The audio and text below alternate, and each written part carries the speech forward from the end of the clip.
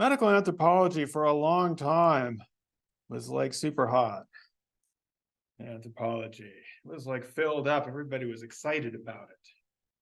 I used to think it was really popular. Has anybody taken medical anthropology? Next semester. Okay. There's still room in it.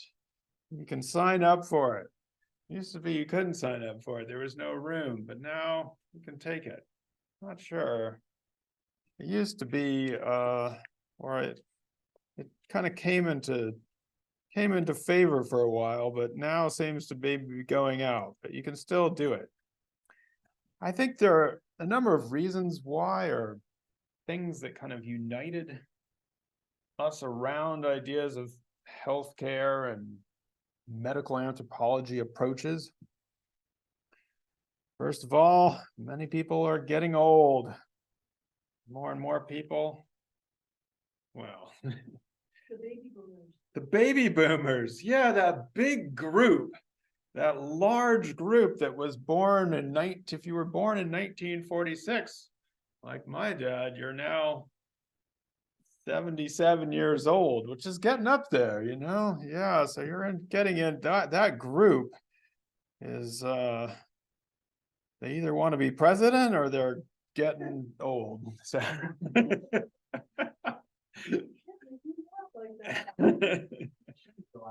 no, yeah, well, hopefully this is the last election like this. Anyway, yeah.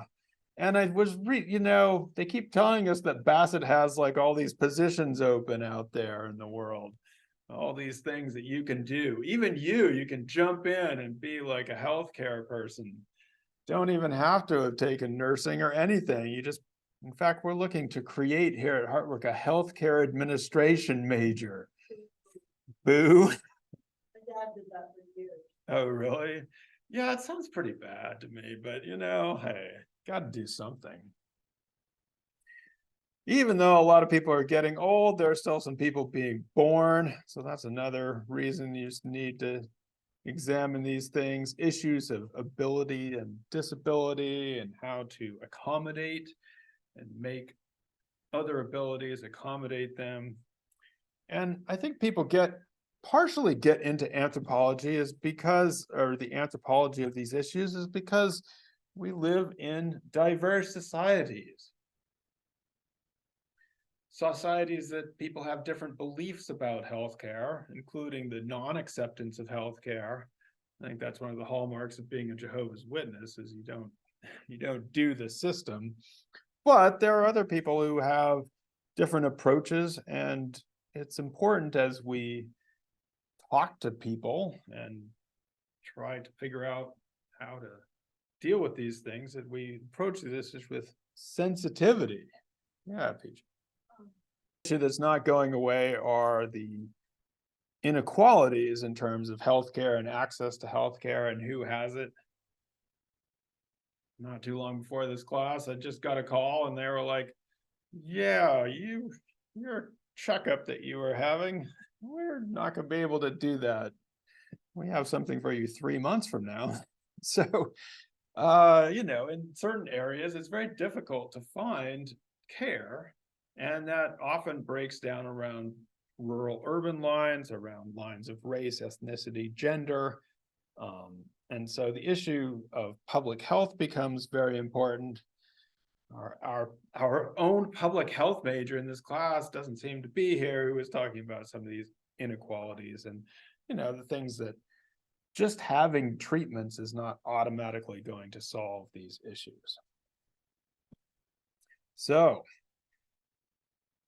start with birth and rite of passage book, which is really groundbreaking by Robbie Davis Floyd, and in some ways took the ritual framework of separation, liminality, and reintegration, but talked about the hospital experience, and it was hugely eye-opening for people. Yeah. I mean, it was not just a description of it. It basically began a movement back toward midwifery and really causing people to question just how much the medical establishment had taken over the entire process. And, it's not that, I mean, basically trying to modify, I think, the characteristics of a hospital birth. Other people took it differently, but yeah, this is a topic that has been exciting for me, I guess, because there's this professor over at SUNY Oneonta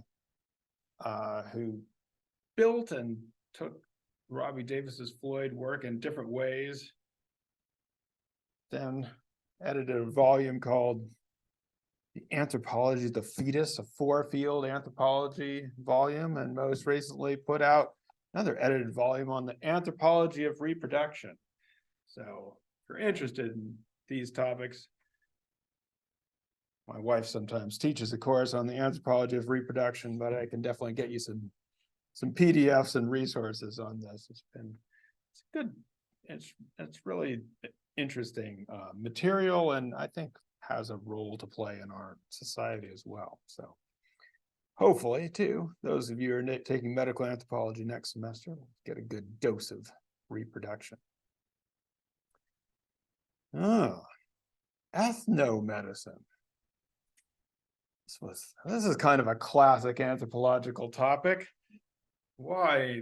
I mean, these have often been contrasted, right? The difference between basically culturally bound approaches versus the so-called scientific way of doing medicine. One of the things that anthropology reveals about biomedicine, like I was just saying, is that actually it's different in different places. So it's not a universal. People do biomedicine differently in the United States versus the Britain, for example. And that whether it actually works, whether the ibuprofen is going to take effect, is at least partially dependent on whether you believe it will take effect and how much you are a part of a biomedical culture and are kind of what they call the placebo effect for medicines. If you believe it, it will probably work better. The other thing that I think several of you pointed to is that sometimes the biomedical approach concentrates on treating something within an individual, and you don't get to see kind of the larger or the social aspects of health. Today, as Kat told us, many people combine the approaches of biomedicine with ethnomedicine. They don't just do one or the other, right, Kat? Yeah, this is something that I think in today's world, we have realized that, in fact, we used to think that there were sort of these traditional societies and they just did traditional medicine, and then you had modern scientific approaches.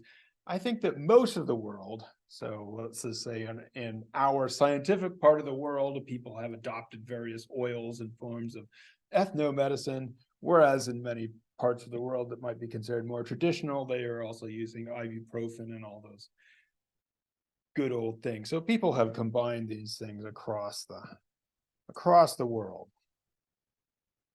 Seem to be going backwards in the chapter to the section on culture, health, and illness. Disease, Guest does, I think, a good job here with these issues. Disease being this discrete natural entity that can be clinically identified. So disease is stuff out there, biologically speaking, that you can identify in a clinical. But the illness is an individual patient's experience of being unwell, which can be quite different and is socially and culturally shaped. And then he introduces another term. We sometimes think these are all the same thing, but he's going to say that there's a sickness thing. By the way, when you meet people in real life, they'll use all these terms interchangeably. So we're not going to say that these are like, you're not going to be able to convince people that the way Guest is using them in anthropology is the way they should be using them, but they give us a conceptual framework to approach these issues, right? Disease being that which is out there, you might say, biologically speaking, in the world, and then the experience of illness, the cultural perception, and then the public presentation and how that is lived out in a social way. Again, the terminology is not as important as being able to kind of play with some of these concepts in your head. There was another interesting part of the chapter, which I wasn't going to talk about until Elvis signaled it out to us. The human microbiome, which is super interesting, I think. What is the deal with the human microbiome, Elvis? What does it turn out we are as human beings? Host organism, guest gives us some numbers there, which are that we have, I'm not sure of the exact numbers, but I am sure that there are more non-human cells living and growing on and around us than there are human cells. We are actually the host for more cells, and without some of these cells, we can't live. They help us digest our food. Some people get very excited about their gut bacteria. In fact, I think they were recommending this as a Christmas present. You get a $400 analysis of your microbiome and your gut bacteria, and then you can live your life better. You know whether to eat yogurt or whatever it is that you need to do. So, yeah, I was thinking, maybe I should someone to give that to me now. Anyway, the bacteria help us out by doing these things. They can be harmful as well.